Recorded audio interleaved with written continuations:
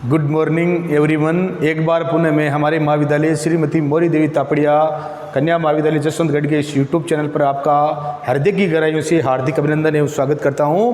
और अभी भी अगर किसी स्टूडेंट ने हमारे महाविद्यालय के इस यूट्यूब चैनल को सब्सक्राइब नहीं किया तो सब्सक्राइब कर लो, ताकि यहाँ पर जो रोज़ यूनिवर्सिटीज़ जो एग्ज़ाम है उसकी प्रिपरेशन के जो ऑनलाइन क्लासें होती है वो आप है वो अनवर जारी रख सके।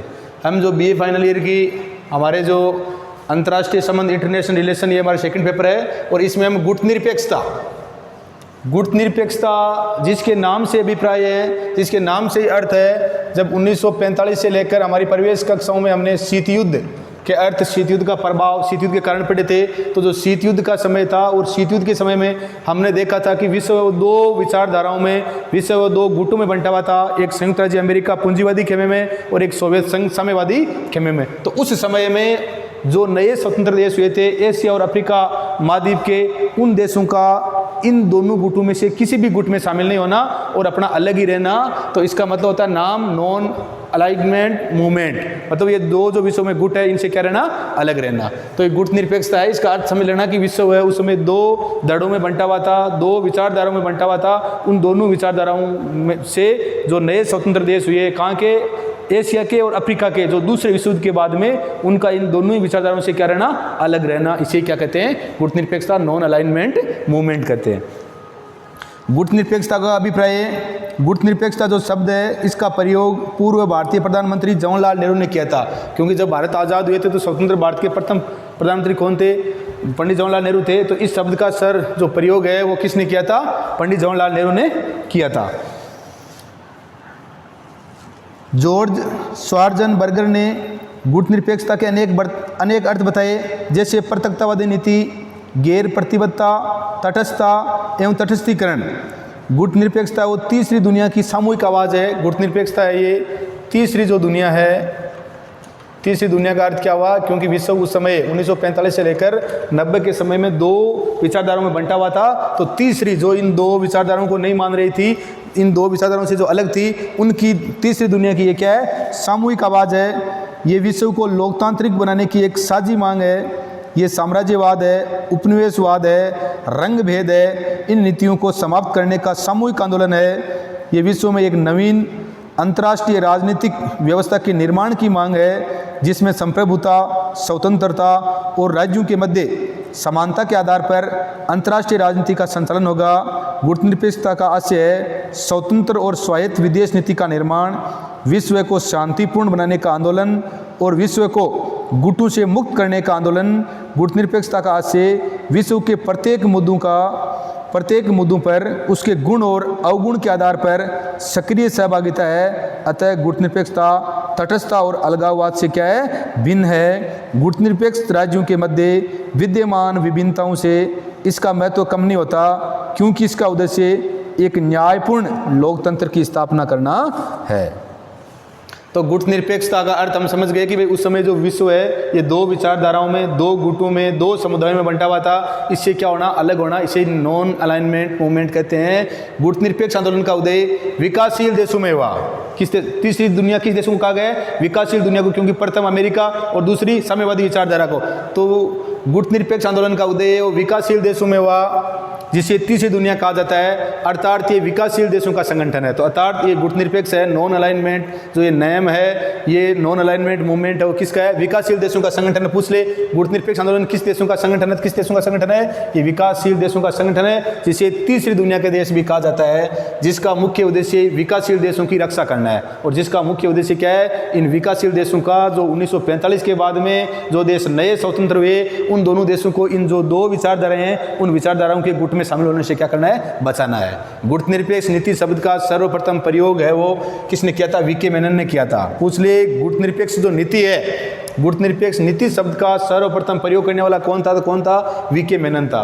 गुट निरपेक्ष नीति शब्द का काफी बारी क्वेश्चन विभिन्न कंपटीशन एग्जाम में या अपने यूनिवर्सिटी जो एग्जाम होती है इसमें पूछा गया है कि गुट निरपेक्ष जो नीति है इस शब्द का सबसे पहले प्रयोग किसने किया था, तो वीके मेनन ने। ध्यान रखना है, गुट निरपेक्ष नीति जो शब्द है इसका, तथा गुट निरपेक्ष आंदोलन पूछ ले, ये गुट निरपेक्ष आंदोलन है या नॉन अलाइनमेंट मूवमेंट है, इस शब्द का प्रयोग किसने किया था, तो काफी बार पूछा गया, जॉर्ज लिस्का ने किया था। किसने किया था, जॉर्ज लिस्का ने या जॉर्ज लिस्का ने किया था, इस बात का ध्यान रखना है। तो गुटनिरपेक्ष देशों को तीसरी दुनिया के देश पूछ ले कि गुटनिरपेक्ष जो देश है इसको तीसरी दुनिया के देश किसने कहा था? किसने कहा है? अल्फ्रेड सोबी ने कहा है। किसने कहा है? अल्फ्रेड सोबी ने कहा है। किसको? गुटनिरपेक्ष जो आंदोलन है, ये गुटनिरपेक्ष आंदोलन के जो देश है, इनके देशों को तीसरी दुनिया के देश कहा गया। किसने? अल्फ्रेड सोबी ने।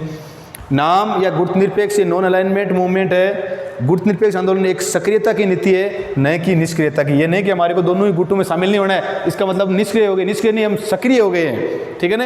ये और ये गुटनिरपेक्ष आंदोलन है किसकी देन है? भारत की देन है, क्योंकि भारत की तरफ से 1947 के प्रथम एशियाई सम्मेलन व 1949 के द्वितीय एशियाई सम्मेलन दोनों दिल्ली में हुए थे, और 1955 में ये बांडुंग अफ्रीका में हुआ था। एशियाई अफ्रीकी देशों का सम्मेलन हुआ था, जो नए स्वतंत्र देश हुए थे उनका, और सम्मेलन हुआ था, और उसमें कहा गया था कि हमारे को इन गुटों से अलग रहना है। कौन से? एक तो साम्यवादी और एक पूंजीवादी। ये जो दो गुट है, जो विश्व के अधिकांश देश है इन दो गुटों में बंटे हुए हैं, तो इनसे हमारे को अलग रहने की बात कही गई थी। और इस सम्मेलन में किसमें? 1955 का जो बांडुंग सम्मेलन हुआ था उसमें 29 एशियाई अफ्रीकी देशों ने भाग लिया था। इस सम्मेलन में 29 एशियाई अफ्रीकी जो देश है, एशिया महाद्वीप के और अफ्रीका महाद्वीप के, उन्होंने भाग लिया था, जिसमें कहा गया था कि रंग भेद, उपनिवेशवाद, सैनिक गुटबाजी, इनका सबका इन्होंने क्या किया था? विरोध किया था। तो इन सब बातों का ध्यान रखना है। और इसी सम्मेलन में अरब इजराइल संघर्ष के संबंध में अरब समर्थन की नीति अपनाने की, कि हमारे को अरब और इजराइल में जो संघर्ष हो रहा है, इसमें अरब जो देश है, अरब जो कंट्रियां हैं, उनका क्या करना है? समर्थन करना है। तो इस बात का ध्यान रखना है। गुटनिरपेक्ष नॉन अलाइनमेंट मूवमेंट, गुटनिरपेक्ष आंदोलन का उदय है वो विकासशील देशों में हुआ, अर्थात ये विकासशील देशों का संगठन है। नेम जो ये नेम है या नाम है, नॉन अलाइनमेंट मूवमेंट, ये विकासशील देशों का संगठन है, जिसका विकासशील देशों का सबसे बड़ा विश्व का वर्तमान समय में इसमें है वो 120 देश है वो हुए 2012 में, ठीक है। तो इस बात का ध्यान रखना है। और जिसका मुख्य उद्देश्य क्या है? विकासशील देशों की रक्षा करना है। गुटनिरपेक्ष जो नीति शब्द है, इसका सर्वप्रथम प्रयोग करने वाला वी के मेनन था, ये भारतीय रक्षा मंत्री रह चुके हैं। तथा गुटनिरपेक्ष आंदोलन शब्द का प्रयोग किसने किया था? जॉर्ज लिस्का ने किया था। हालांकि बाद में भारत के पंडित जवाहरलाल नेहरू ने भी कहा था। और गुटनिरपेक्ष देशों को तीसरी दुनिया के देश कहने वाला कौन था? अल्फ्रेड सोबी था। यहाँ से 3 क्वेश्चन है वो छोटे वाले बनते हैं, तो इस बात का 2-2 नंबर वाले, तो ध्यान रखना है। गुटनिरपेक्ष नीति शब्द का सर्वप्रथम प्रयोग वी के मेनन, गुटनिरपेक्ष आंदोलन शब्द का सर्वप्रथम प्रयोग जॉर्ज लिस्का, और गुटनिरपेक्ष आंदोलन को तीसरी दुनिया के देश किसने कहा? अल्फ्रेड सोबी ने कहा। नेम या नॉन अलाइनमेंट जो मूवमेंट है, ये एक सक्रियता की नीति है, न कि निष्क्रियता की। ये भारत की देन है, क्योंकि भारत की तरफ से 1947 के प्रथम एशियाई सम्मेलन कहाँ हुआ था? ये नई दिल्ली में। और 1949 के द्वितीय एशियाई सम्मेलन ये भी कहाँ हुआ था? नई दिल्ली में। वह 1955 के जो बांडुंग एशियाई अफ्रीका सम्मेलन है, इसमें कहा गया कि गुटों के प्रभाव से अलग रहने की बात कही गई। और इस सम्मेलन में 29 एशियाई अफ्रीकी देशों ने क्या लिया था? भाग लिया था, जिन्होंने कहा कि हमारे रंग भेद, उपनिवेशवाद और सैनिक गुटबाजी का क्या करना है? विरोध करना है। और इसमें अरब और इजराइल संघर्ष के संबंध में अरब समर्थन की नीति की बात कही गई। 1961 में गुटनिरपेक्ष आंदोलन का 1961 में बाली 1961 में बाली में आयोजित सम्मेलन, बाली में एक सम्मेलन आयोजित हुआ था। 1961 में बाली में एक सम्मेलन है, उसका आयोजन हुआ था। 1961 में बाली में आयोजित सम्मेलन गुटनिरपेक्ष आंदोलन की संरचना व उद्देश्य निर्धारित किए गए तथा जकार्ता को इसका मुख्यालय सम्मेलन, और जकार्ता कहाँ है? इंडोनेशिया में। इंडोनेशिया की राजधानी कहाँ है? जकार्ता। इंडोनेशिया की राजधानी कहाँ है? जकार्ता। तो इंडोनेशिया की राजधानी जकार्ता में इसका मुख्यालय, पूछ ले कि भाई जो नेम है, ये नॉन अलाइनमेंट मूवमेंट है, इसका मुख्यालय है वो कहाँ पर है? तो कहाँ पर? इंडोनेशिया में। और इंडोनेशिया में कहाँ पे है? जकार्ता। जकार्ता इंडोनेशिया की क्या है? राजधानी है।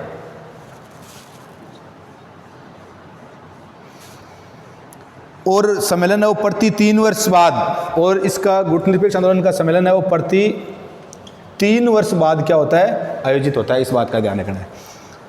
तो 1961 में बाली में आयोजित सम्मेलन में नेम की संरचना व उद्देश्य निर्धारित किए गए तथा जकार्ता को इसका मुख्यालय है वो बनाया गया, और सम्मेलन प्रति 3 वर्ष बाद आयोजित करने व इसके साथ साथ विदेश मंत्री व विदेश सचिवों के सम्मेलन करने पर भी सहमति बनी थी और इसका प्रथम सम्मेलन वो कब हुआ था? 1961 में हुआ था। प्रथम सम्मेलन कब हुआ था? 1961 में। कहाँ पर हुआ था? बेलग्रेड। और बेलग्रेड कहाँ है? यूगोस्लाविया की राजधानी है। और यूगोस्लाविया के जो राष्ट्रपति है उसमें थे मार्शल टिटो। भारत के कौन थे? पंडित जवाहरलाल नेहरू। और मिस्र के कौन थे? तो इस प्रकार से गुट निरपेक्ष आंदोलन है, इसकी है वो स्थापना हुई थी। इस बात का ध्यान रखना है।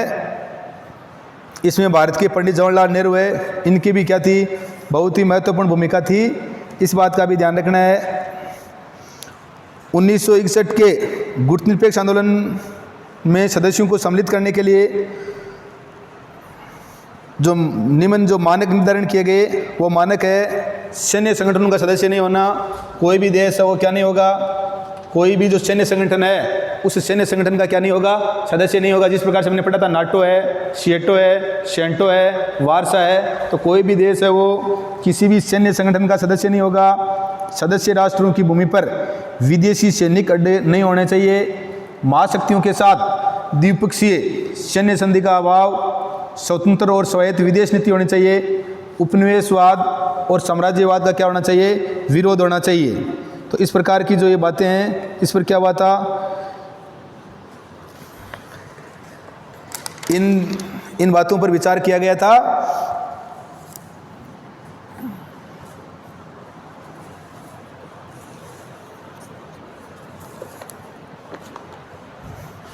इसका जो द्वितीय सम्मेलन है वो कब हुआ था? 1964 में कायरा में हुआ था। द्वितीय सम्मेलन कहाँ हुआ था? 1964 है। 1964 में कायरा में हुआ था। इसका जो 7वां सम्मेलन है, ध्यान रखना है, 7वां सम्मेलन कहाँ पर हुआ था? 1983 में नई दिल्ली में हुआ था। अपने भारत में आज तक इस गुट निरपेक्ष आंदोलन के 18 सम्मेलन हो चुके हैं। 18वां सम्मेलन कब हुआ था? 2019 में अजरबैजान की राजधानी बाकू में हुआ था। ठीक है। उसके बाद में पिछली बार इसका 2020 में 19वां जो वर्चुअल हुआ था, कोविड जो हमारी ये वैश्विक महामारी है कोरोना की, इसकी वजह से इसका क्या हुआ था? वीडियो कॉन्फ्रेंसिंग के माध्यम से हुआ था। 19वां 18 हो चुके हैं। और ये किसके माध्यम से हुआ था? वीसी के माध्यम से हुआ था। इस बात का ध्यान रखना है। और इसका एक सम्मेलन है जो 7वां हुआ था गुट निरपेक्ष आंदोलन का, वो कहाँ हुआ? नई दिल्ली में। और उस समय हमारे देश की प्रधानमंत्री कौन थी? इंदिरा गांधी थी। कौन थी? इंदिरा गांधी थी। तो इन बातों का हमारे को ध्यान रखना है। ये जो प्रमुख बातें हैं जो विभिन्न परीक्षाओं में समय समय पे पूछी गई है और पूछ सकते हैं। पहला इसका 1961 में हुआ था। कहाँ हुआ था? मुख्यालय इसका जकार्ता इंडोनेशिया में है। और बेलग्रेड के यूगोस्लाविया में हुआ था। इसके कौन थे? यूगोस्लाविया के उस समय कौन थे? राष्ट्रपति यूगोस्लाविया के मार्शल टिटो थे। तो इन बातों का ध्यान रखना है। और भारत के पंडित जवाहरलाल नेहरू है, इनका भी इसमें क्या था? महत्वपूर्ण योगदान था। इन बातों का। और इंडोनेशिया के पंडित जवाहरलाल नेहरू, भारत के यूगोस्लाविया के मार्शल टिटो और इंडोनेशिया के कौन थे? सुकर्णो। इन तीनों की इसमें क्या थी? महत्वपूर्ण भूमिका थी। और उसके बाद में मिस्र के कौन थे? वामे एनक्रुमा। और गाना के वामे एनक्रुमा। और मिस्र के थे अब्दुल गमाल नासिर। इन 3 प्रमुख देश थे, भारत, इंडोनेशिया और यूगोस्लाविया।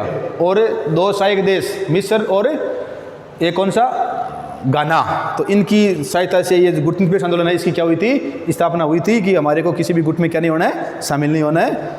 तो इन बातों का ध्यान रखना। और यहाँ से विभिन्न परीक्षा में क्वेश्चन पूछे गए तो इनके नोट्स बना लेना और अच्छी तरह से याद कर लेना। 18 सम्मेलन हो चुके हैं। 19वां पिछली बार है वो वीडियो कॉन्फ्रेंसिंग के माध्यम से आभासी बैठक हुई थी। इस बात का ध्यान रखना। और भारत में एकमात्र सम्मेलन कब हुआ था? 7वां 1983 में नई दिल्ली में हुआ था। उस समय हमारे देश की प्रधानमंत्री कौन थी? इंदिरा गांधी थी। और भारत के प्रथम प्रधानमंत्री पंडित जवाहरलाल नेहरू, इंडोनेशिया के कौन थे? सुकर्णो। और यूगोस्लाविया के कौन थे? Marshal Tito. इसकी महत्वपूर्ण भूमिका थी। और मिस्र के अब्दुल गमाल नासिर और गाना के वामे एनक्रुमा, ये भी क्या है? इनकी भी भूमिका थी। तो इस प्रकार से हमारी आज की ये क्लास है वो, आगे की क्लास में हम इसके बारे में आगे जानकारी हासिल करेंगे। जय हिंद, जय भारत।